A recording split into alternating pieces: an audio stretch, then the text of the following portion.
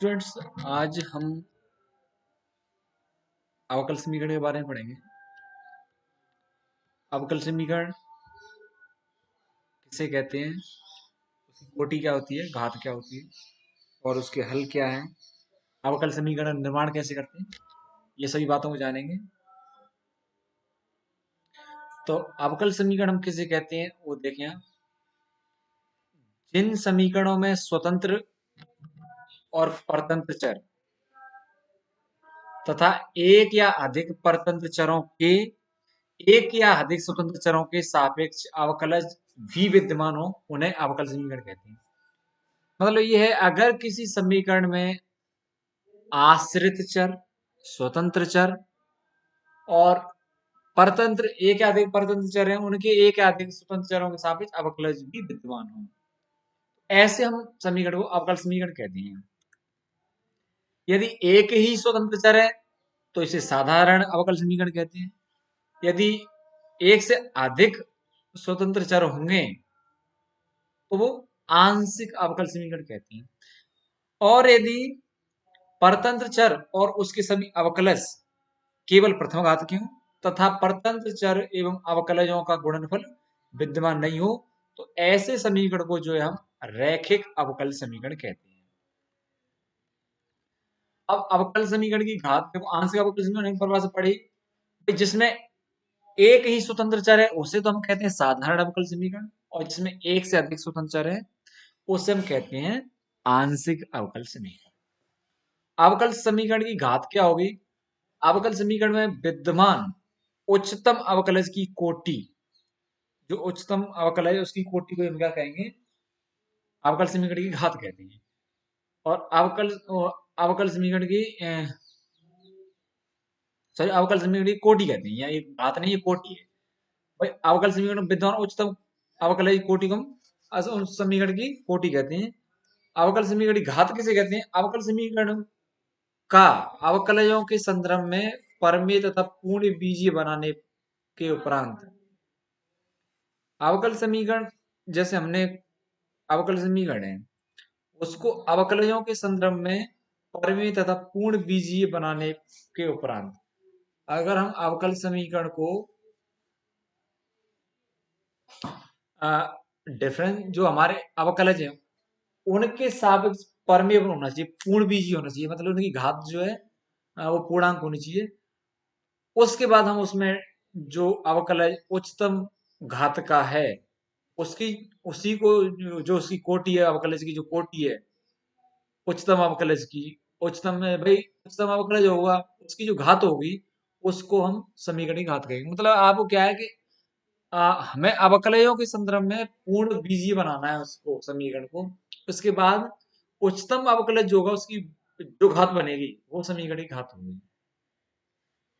अब अवकल समीकरण का हल, अब देखो कोई हमारे पास फलन है वो, और उस फलन और उसके फलन के अवकलज समीकरण को संतुष्ट करेंगे तो वो समीकरण का हल कहलाएगा। वो हमारे पास कोई फलन है और वो फलन अवकल समीकरण और उसके अवकल समीकरण विद्यमान जो अब मतलब अज्ञात फलन है और उसके अवकलज हैं, उन जगह पर रखने पर, उन स्थानों पर रखें तो ऐसा फलन जो हमारा क्या कहलाएगा?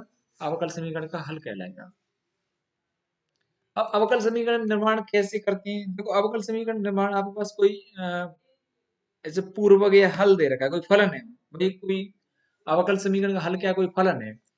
वो फलन में अगर एक अचर है और दो अचर है तो स्वेच्छाचरों के हिसाब से है। अगर आप एक अचर है तो कैसे करेंगे? तो देखो, अगर हमारे पास एक फलन है जिसमें एक स्वेच्छाचर है कैपिटल ए, तो इसका यदि हम एक्स के सापेक्ष अवकलन करें तो हमारे पास एक संबंध, दूसरा संबंध प्राप्त हो जाएगा। हम जो कैपिटल एफ कर दिया, अब हम इन दोनों में से अगर स्वेच्छाचर ए का अवलोकन करें तो हमारे पास एक तीसरा संबंध प्राप्त होगा। इसको ही हम अवकल समीकरण इसको कहेंगे, प्रथम कोटि का अवकल समीकरण कहेंगे इसे, ठीक है ना। और यदि हल, अगर देखो ऐसे, अगर हल या फलन हमारे पास दो स्वेच्छाचरों वाला है तो ये, अब इसका क्या, हमें अवकलन दो बार करना पड़ेगा। एक बार किया तो हमारे पास कैपिटल F1 प्राप्त हुआ, और हमें ये, और हमारे पास दूसरा ये प्राप्त हुआ। ठीक है ना, दो बार करने के बाद तो अब ये हमारे पास चार पांच छह, जो एक तो फलन और उसके दो, दो बार अवकलन करने के बाद संबंध, दो हमारे तीन संबंध हो गए। तीनों संबंधों से ए बी का विलोपन करने पर हमारे पास ये एक चौथा संबंध प्राप्त होता है, five x by d by D x d two by D x two. इसे हाँ जो है हम अ, कहते हैं क्या, अवद्युतीय, मतलब ये जो है ना अवकल समीकरण बन जाएगा दो स्वेच्छाचरों को विलोपन करने के बाद। अब व्यापक हल क्या होगा, यदि अवकल समीकरण के हल में समीकरण की कोटि के बराबर स्वेच्छाचर है, अगर आपके पास अवकल समीकरण है उसके हल में अवकल समीकरण की कोटि के बराबर स्वेच्छाचर है, तो वो ऐसा हल व्यापक हल कहलाएगा। विशेष हल क्या होगा, अगर व्यापक हल जो आपके पास प्राप्त हुआ उसमें अचरों को स्वेच्छ मान देने पर आप कोई मान देते हो तो वो विशेष हल हो जाएगा। लेकिन अगर ऐसा हल हो, ऐसा हल भी आपके पास प्राप्त हो जो स्वेच्छाचरों को कोई भी मान देने पर प्राप्त नहीं होता है, मतलब वो आप व्यापक हल से उसे व्युत्पन्न नहीं कर सकते, तो ऐसे हल को जो है हम विचित्र हल कहते हैं। अब देखो, अवकल समीकरण का निर्माण कैसे करते हैं उसका हमने तरीका देखा, लेकिन हम इसे एक एग्जाम्पल के द्वारा समझते हैं। हमारे पास y बराबर सी एक्स माइनस सी का स्क्वायर, ये हमारे पास एक हल दे रखा है। इससे हम अवकल समीकरण निर्माण करेंगे, तो हम इसका देखो एक ही अचर आया सी, तो हम एक बार अवकलन करेंगे, डिवाइड एक्स बराबर हमारे पास ये आ गया।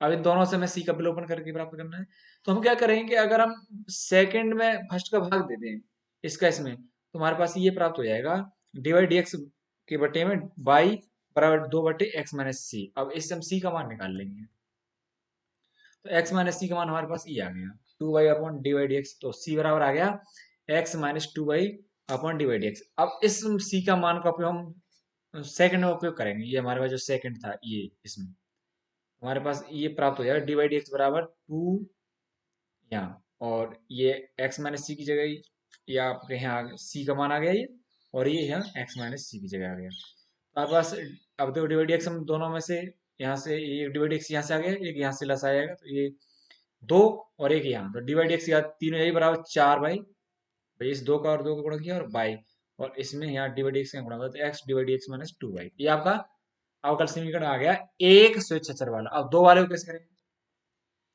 ए त्रिज्या वाले वृत्तों का अवकल समीकरण ज्ञात करना है हमें, तो वृत्त का समीकरण क्या है, ये हो गया एक्स माइनस एच का स्क्वायर प्लस वाई माइनस के का स्क्वायर बराबर ए स्क्वायर। अगर हम इसका एक्स के सापेक्ष एक बार अवकलन करें तो ये प्राप्त हो जाएगा टू एक्स माइनस एच, तो हमने दो का के भाग दे दिया, वाई माइनस के डिवाइड एक्स बराबर जीरो। पुनः करें तो एक्स माइनस एच का एक हो जाएगा, वाई माइनस के को अचर रखा, divide x d two by D x two हो जाएगा। फिर हमने इसका किया तो डिवाइड एक्स तो पहले से ही है, डिवाइड एक्स का टू हो जाएगा। तो हमारे पास एक तो फलन ये वाला, ये फलन, एक ये एक कोटि, मतलब हमने एक बार अवकलन किया, ये दो बार किया। अब थर्ड से हमारे पास क्या प्राप्त है, थर्ड से इस थर्ड में से बाई माइनस के का मान निकल आएगा, बाई माइनस के बराबर क्या आएगा, minus one plus divide d x की घात दो upon d two by D x two. और सेकंड में हम इसको मान रख देंगे बाई बाई माइनस के का, तो हमारे पास एक्स माइनस एच आ जाएगा बराबर one plus D by D X का स्क्वायर और डी बाई डी एक्स, और ये आ जाएगा। अब इन दोनों को हम अगर प्रयुक्त करें उस फलन में जो पहला था, तो हमारे पास बन जाएगा अवकल समीकरण A one plus D by D X का स्क्वायर होल घात तीन बराबर A square D two by D x two की घात का स्क्वायर, ये बन जाएगा। तो हमारे ये दोनों अवकल समीकरण दो तरीके से हमने, एक स्वेच्छाचर वाले और दो स्वेच्छाचर वाले फलनों के से अवकल समीकरण कैसे बनाते हैं ये हम बना सकते हैं। ऐसे इस तरीके से कोई भी आपका सवाल हो उसे कर सकते हैं।